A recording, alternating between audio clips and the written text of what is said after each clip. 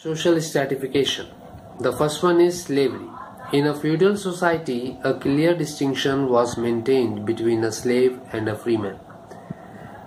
So, feudalism is characterized by slavery.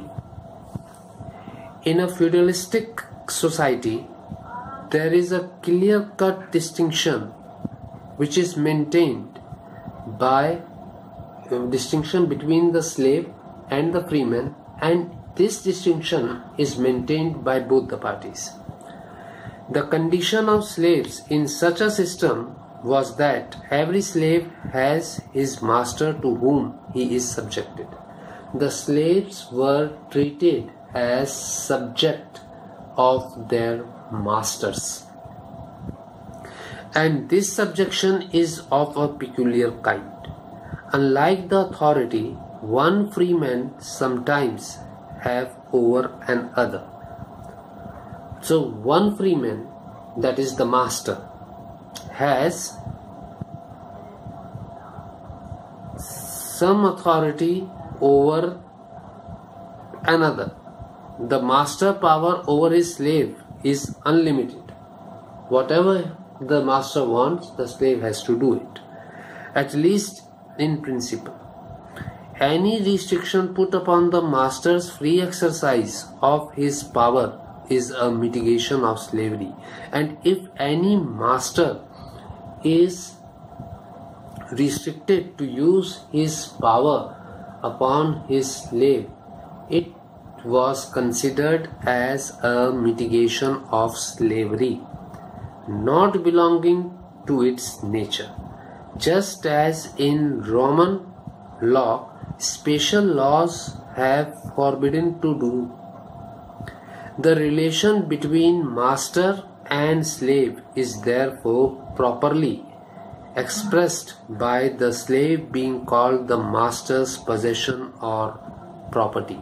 The slaves were considered to be the property or the possessions of their masters. Expressions we frequently meet with. Slaves are in a lower condition as compared with freemen. The slave has no political rights. Slaves had no political rights. He does not choose his government. He was not given the right to vote or to select his government. He does not attend the public councils and was not allowed to attend public meetings. Socially, he is despised. Bahut buri danya sthiti. We always connect in slavery the idea of compulsory labor. So this is a general idea that slavery means compulsory labor, where the laborer cannot forego his duties. The slave is compelled to work. The slave has to work.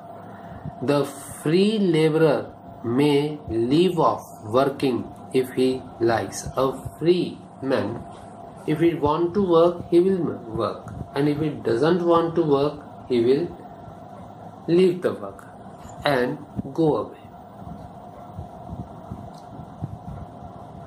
Be it at the cost of starving. All compulsory labor, however, is not slave labor.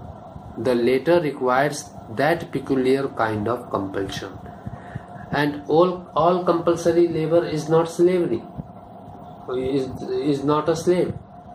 Certain peculiar conditions are there in case of calling a person a slave of his master.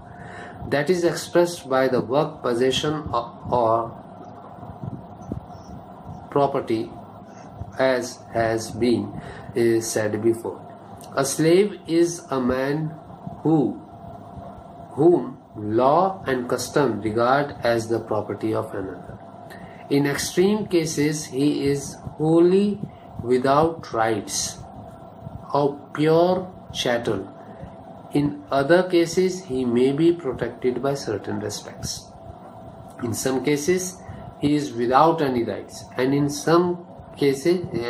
other cases, he may get some rights to get himself protected.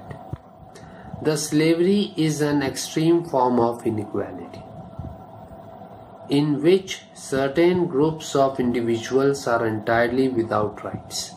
Slaves are in lower conditions. Lowest strata. The basis of slavery is economic. Slavery was then regarded as a social institution, and having slaves was considered as a symbol of social status.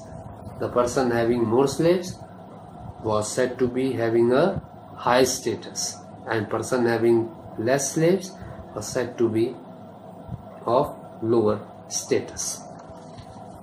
In India, you may say the zamindari is similar to your feudalism of the western part of the globe. Then the second is estates. In the feudal society, estates decide social stratification. Estate means property, big land holdings. Thus, those who owned big estates, what were a class in themselves, whereas owners of small estates or people without estates had less or no social status. Persons owning big estates, big land holdings, big wealth, the assets were said to be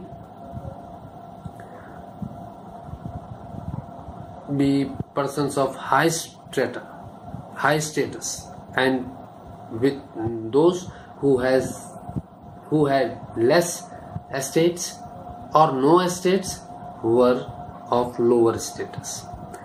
An assembly of estates is an organized collection of several orders, estates or conditions of men who are recognized as possessing political power, and the estates later on resulted into the possession of political powers. The persons having big estates, they became politically well-do in the society. Classical feudalism contained only estates, the nobility and the clergy. The serfs do not constitute an estate. The feudal estates were also political groups. Third is caste. The Indian caste system is unique among systems of stratification. In India, caste is also an occupational group. Caste is connected with economic and social differentiation. This we have already discussed in the previous chapter. There is an hierarchical grading of varna based on the notion of ritual purity. The higher castes are believed to be purer and less polluted than the lower castes. Many villages contain the caste order ranking in their locality, and that the respective ranks flow from the ritual practices. Race and ethnicity. Europeans consider themselves of superior race, and they treated the natives as far inferior race. Then the fifth criteria is administrative or occupational prestige. The persons belonging to civil services enjoy a higher status in comparison to others in provincial services. Then the sixth one is entrenched and powerful group. Powerful groups always consider themselves superior to the others. And the last one is ruling and working class. Ruling class always consider their hegemony to rule over others who are below their status. Class distinction has always been the greatest criteria of social stratification.